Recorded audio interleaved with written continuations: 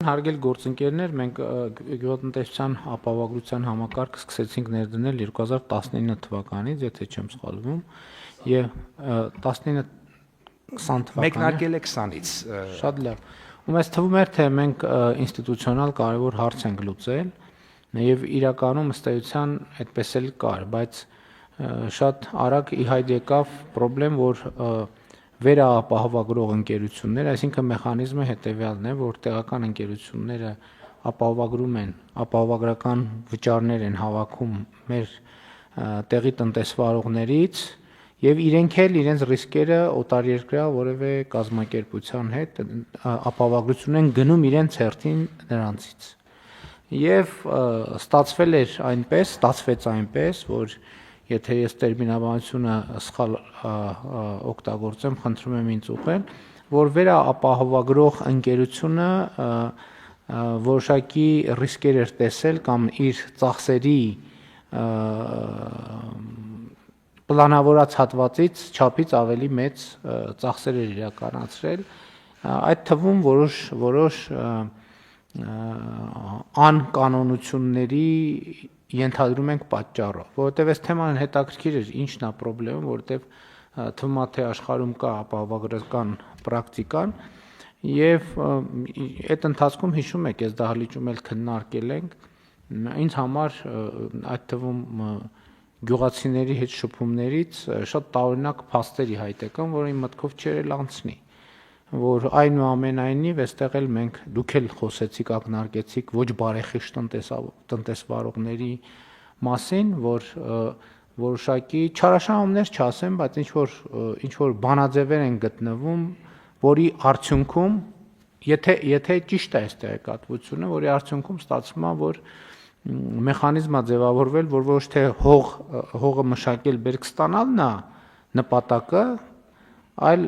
հողը ապահովագրել, ապահովագրական վճար ստանալն է նպատակը։ Եվ երբ որ դուք խոսում եք ինստիտուցիոնալ բարեփոխումների մասին, մենք այս ինստիտուցիոնալ բարեփոխում ասելով այս հատվածն էլ պիտի հասկանանք։ Տեսեք, մենք անընդհատ երբ որ ու սա իրականում գաղափարախոսական հարց է, որովհետև երբ որ գործիքը ստեղծվում է, մենք պետքա ջանք գործադրենք, որ մեր սիրելի քաղաքացիներ հասկանան, որ դա իրանց համար է։ Ու մենք այստեղ անընդհատ այդ խնդրեմը ունենում ենք, երբ որ մենք այսպես բարի նպատակադրումներով բարեփոխումներ ենք անում, հետո ստիպված ենք լինում հետ պտտել։ Այդ բարեփոխումը, որովհետև մի պարզ բանի պատճառով, որ ստացվում է, որ առնվազն մենք միտումներ կան, որ այդ բարեփոխումը ոչ թե օգտագործվում է զարգանալու համար, այլ այդ բարեփոխումը օգտագործվում է այս պահին ինչ որ մի հատ փոքր եւ կարճաժամկետ օգուտ ստանալու համար։ Եվ սա եւ երբ որ մենք գաղափարախոսական հատվածում, այդ թվում իրական Հայաստանի գաղափարախոսական հատվածում խոսում ենք հոգատար հանրության մասին, այս հոգատար հանրության ատրիբուտներից մեկը դա է, որ երբ որ ճանապարհ ենք սարքում, հաջորդ շաբաթվա առաջի գործը չլինի, որ այդ ճանապարհում մի հատ բան, այդ ճանապարհի վրայով մի հատ խողովակ քաշենք, օրինակ, այդ ասֆալտը քանդելով։ Կամ երբ որ ասենք միկրոձեռնարկատիրության համակարգը ներդրվում, առաջին միտքը չլինի, այս ինչ լավ բան է, եկեք ընկերությունը կիսենք 7 մասի, գնանք 7 հատ միկրոձեռնարկատիրական, սա իրականում խորը ֆունդամենտալ սոցիալ-հոգեբանական խնդրեմ է, եւ այստեղ էլ իմ եզրակացությունը միանշանակ է։ Քաղաքացու ընկալումը սեփական պետությանը որպես ինչ որ օտար մի մարմնի, որը ես գնալով ավելի շատ եմ դրանում համոզվում, որ պետականության ռելիկտային մտածողությունը, որ ոնց որ մենք ժամանակին կայսրությունների ընկալումն ա եղել, մեր պետությանն էլ ենք տենց վերաբերվում, որ այս ինչ լավ է։ Հիմա հասկանում եք, մենք այսօր այո, ջանք ենք գործադրում, պետք է ասել հետեւյալը, որ հիմա մենք փորձում ենք ապահովագրական գյուղ ապահովագրության համակարգը Հայաստանի Հանրապետությունում փրկել։ Ինչ ենք ուզում փրկել։ Որովհետև այդ ապահովագրության համակարգի ներդրումը բերել է ինչ որ անառողջ process-ների։ Պարզվում է տեղերկա մարդիկ գինեն, որ ամեն տարի այնտեղ կարկուտ է գալիս, ապահովագրում են Գնում ենք այդտեղ հատուկ այդտեղ, որ երբեք նախկինում վերջին 20 տարում այդտեղ ոչ մի բան չէին կարել, տանում ենք այդտեղ ինչ որ բան ենք ցարնում, նստած սպասում ենք, որ կարկուտը գա, որ գնանք ապահովագրությունը ստանանք, ու տենց ամեն տարի։ Համեն դեպս այս հարցն էլ մենք պետք է ուսումնասիրենք, տենանք ինչքանով է դա իրականության, բայց էլի սա սոցիալ հոգեբանական խնդիր է, կրթական խնդիր է, աշխատանքի նկատմամբ վերաբերմունքի խնդիր է, պետության նկատմամբ վերաբերմունքի խնդիր է, բարեփոխման նկատմամբ վերաբերմունքի խնդիր է։ Սա լուրջ խնդիր է, որի հետ մենք պետքա բան անենք, առնչվենք։ Մենակ այդ չի, մենք պետքա գնանք եւ մարդկանց հետ խոսենք։ Մենք այդ խնդիրները, որ դրմփակ նիստերում, դրմփակ ոչ թե գաղտնի, այլ աշխատանքային մեր process-ներում քննարկել ենք, ինչա տեղի ունեցել։ Պետքա գնանք մարդկանց պատմենք, որ իրանք իմանան ինչա տեղի ունենում։ Որ մի հարևանը մյուս հարևանին նկատելիս այդպիսի բան ասի մի արա, որովհետև դրանով դու իմ բանն էլ ես, իմ աշխատանքն էլ, իմ արդյունք, իմ զարգացումն էլ ես դնում հարվածի տակ։ Եվ սա շատ կարևոր հատված է։ Հա, այս տարի էլ մենք կգլորենք։ Անցած տարի մի կերպ գլորեցինք, այս տարի էլ կգլորենք, լավ է մյուս տարի էլ հնարավոր է գլորենք, բայց եթե այս միտումը չփոխվի, ասելու ենք վերջ, էլ չենք կարողանում անենք, որովհետև սա իմաստ չունի, որովհետև չի ծառայում իր նպատակին։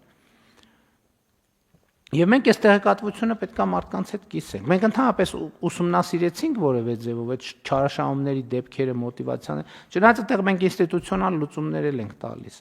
Արդեն այդ երբ որ պարոն Պապոյանը նշած սարքավորումները մենք ձեռք բերենք, արդեն մենք էլ թաքուն տեղերը կարկուտների կիմանանք եւ այդ պարագայում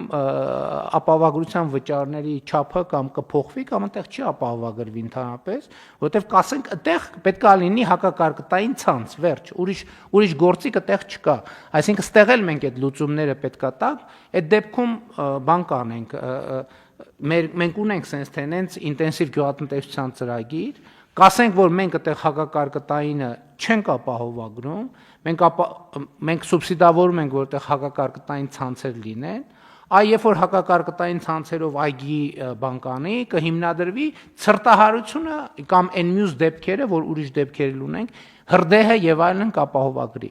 կապահովագրվի։ Այսինքն մենք չպետք է ապավինենք, որ մարդկանց կբացատրենք, իրանք կհասկանան, իհարկե կլինեն, որ կհասկանան, բայց կլինեն, որ առանձնապես հետաքրքրություն չեն ցուցաբերի, բայց այդ ինստիտուցիոնալ լուծումներով մենք կգնանք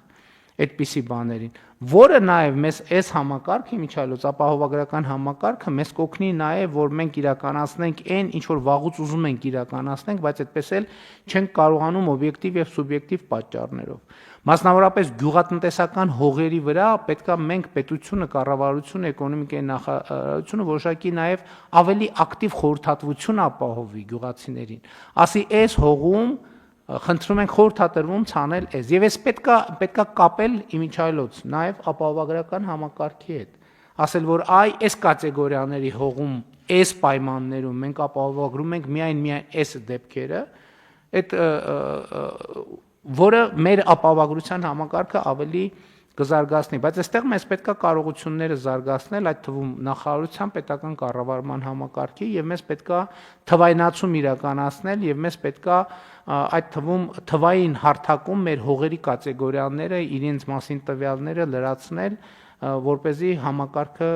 կայանա։ Իհարկե ես տենց ասացի, բայց մենք չպետք է տրամադրվենք այսպիսի բանի, որ 2 տարի կգլորենք, հետո էլ չենք գլորի, 2 տարի կգլորենք, այս ընթացքում էլ պետք է համակարգը ստեղծենք մաքսիմալ արդյունավետ։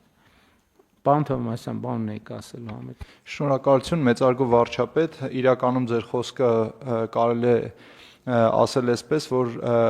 պետք է կատարել իրական միկրոռեգիոնալ միկրոշրջայնացում, որի մեջ պետք է ներառվեն տեղեկատվություն բնակլիմայական պայմանների եւ աշխարհագրական գոտեվորման եւ համապատասխանաբար ինտեգրված տեղեկատվությամբ մակնշել, թե որ հատվածում ինչպիսի մշակաբույսեր պետք է աճեցվեն, որ բարձրություններում ինչպիսի դիմացկունության մշակաբույսեր պետք է աճեցվեն եւ այս տարածական ինտեգրացիայի արդյունքում մենք ունենանք լայն հնարավորություն արդեն ապահովագրական ինստիտուտի ավելի ճշգրիտ կիրառման եւ կրկին անգամ առաջարկությունը պետք է լինի, որ այս ուղղությամբ աշխատանքները մենք ակտիվացնենք տարածական տեղեկատվական ինտեգրման շրջանակում, որը կտա լայն հնարավորություն որոշումների ճշգրիտ կայացման համար։ Շնորհակալություն։ Այո, համաձայն եմ, բայց մեկը այդ ուղերձը քաղաքական պետքա տալ, որ Ժորժ ջան, այս համակարգը ձերն է, դա ուրիշինը չի։ Այդ համակարգը պետքա փայփայել, պետքա իրան խնայել, որովհետև ինչպես մենք մեր գույքին եւ ունեցվածքին ենք վերաբերվում, տենց էլ ապահովագրական համակարգին պետք է վերաբերվենք։ Դա գյուղացիներինն է, իրանց ռիսկը ապահովելու մասին։ Իհարկե, պարզ է, որ դա մյուս կողմից էլ բիզնես է։ Բայց եթե այդ բիզնեսը չլինի, ապահովագրությունը չի լինի, որովհետև պետքա փոխշահավետ ինչ որ բալանս ձևավորվի եւ այդ բալանսի շուրջ մենք պետքա աշխատենք։ Համեցեք։ Շնորհակալություն, պարոն վարչապետ, նախ նշեմ, որ այո, փաստացի աշխատանքները 19 թվականին են տարվել եւ 20-ից մեկնարկը եղել է։ Մի քանի դրվագներով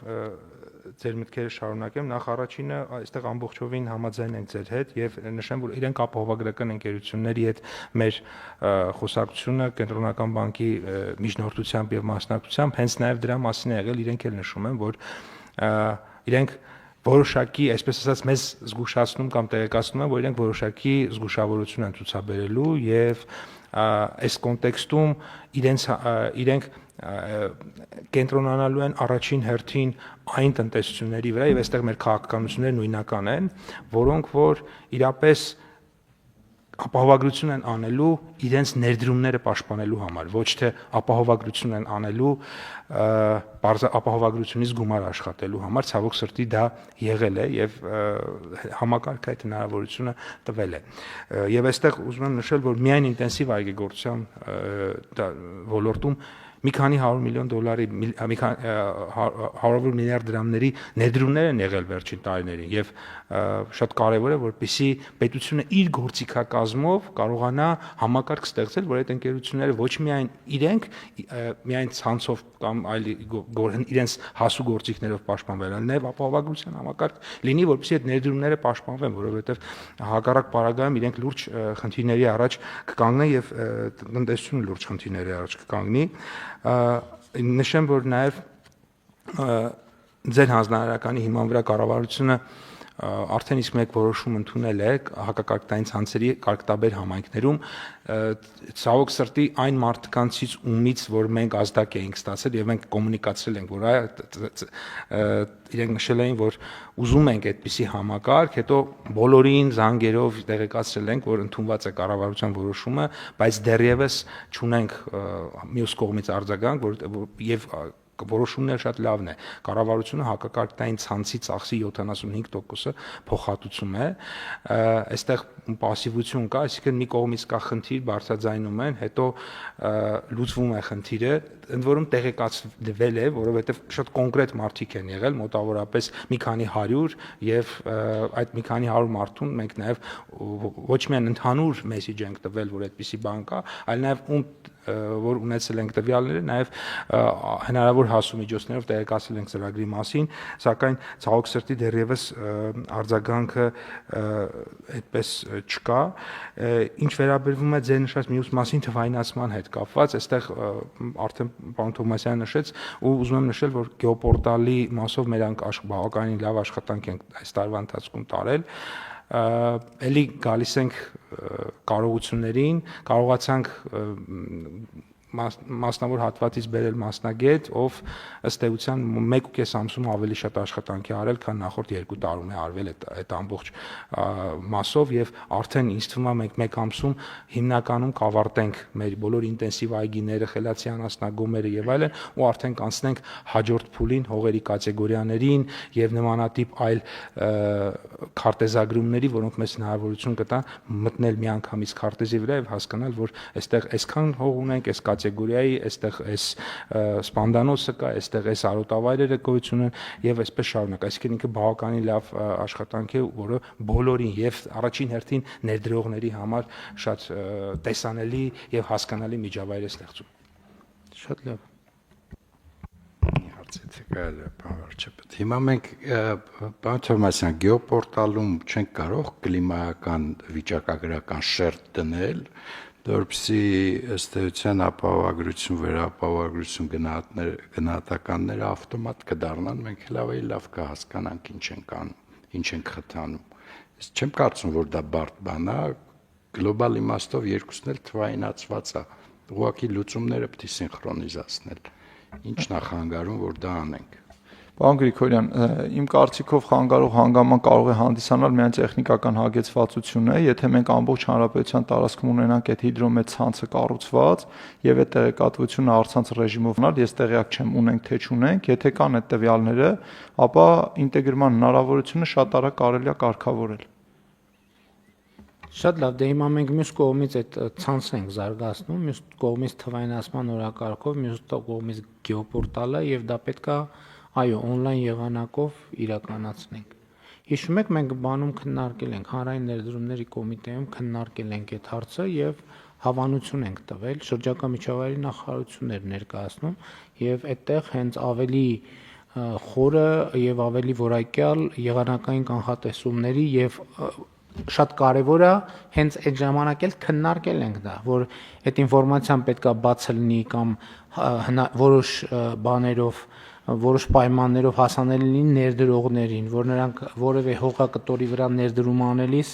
ունենան վերջին ժամանակաշրջանի եղանակային ոչ թե կանխատեսումը, այլ ինչ եղանակա գրանցել, ինչ բաներ կան, շրջափուլեր կան եղանակային եւ տեղումների քանակները եւ այլն եւ այդպես շարունակ։ Հիմա այդ process-ը գնում է, գնման գործընթացը տեղի է ունենում։ Իմ վերջի տեղեկություններով, պարոն վարչապետ, այո, ֆինանսավորման որոշակի հնարավորություններ կա, բայց մենք նաև մեր միջազգային գործընկերների հետ այդ ուղղությամբ աշխատում ենք, որ հնարավորինս շուտ այդ գործիքները ունենանք եւ կանխատեսում ունենանք։ Մենք այդ գործիքներով թե եղանակների քանակը, թե տեսակն էլ անձրև, կարկուտ, ձյուն, այսքան կունենանք։ Շատ լավ։ Բավարարչապետ, երկու պարագայում մենք կապիտալ ներդրումներ ենք անում, ի նպաստ այս գաղափարին, որը որ քննարկում ենք։ Ես կարծում եմ, որ մենք պետք է անպայման այս պայից սկսած սինխրոնիզացման մասին մտածենք, ընդ որում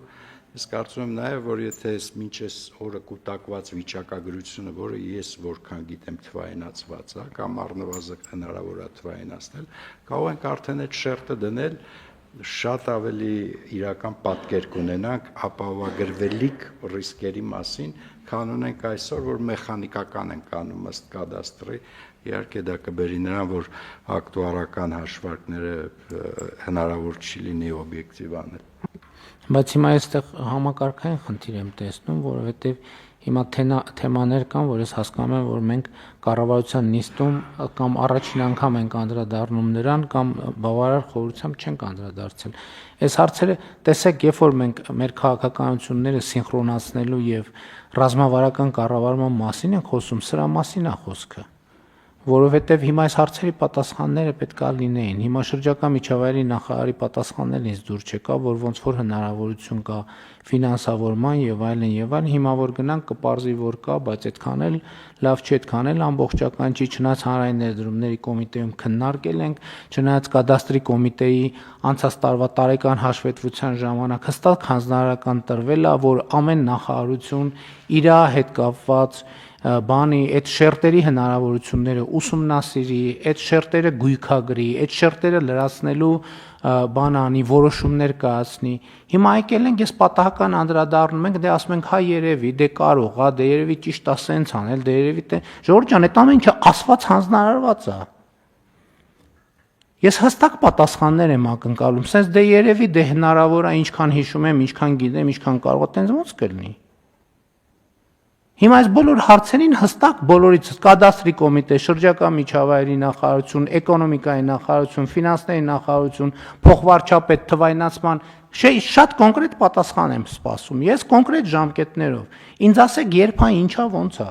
Որովհետև էլի եմ ասում, մենք բան ալնում ամենատարբեր ֆորմատներով հարցը քննարկում ենք։ Ես չեմ կարող ամեն օր զանգեմ, ասեմ, այն երեք որ հանձնարարեցի, այդ արվում է, թե չի արվում։ Հետո մի հատ է հաջորդ օրը, հետո մի հատ է հաջորդ շաբաթ, հետո մի հատ է հաջորդ ամիս, հետո մի հատ ամառը, մի հատ ձմեռը, մի հատ գարունը, մի հատ աշունը։ Այս ռեժիմով չի լինի աշխատել։ Հետո ես գնամ ուրիշ տեղ են տրամաբանության, որտեղ պետք է այդ բանը լինի, տենամ այդտեղ մի հատ փոս է։ Ունդեղից վերադառնամ կամ ասեմ, բախիա փոս ու բացատրություններ։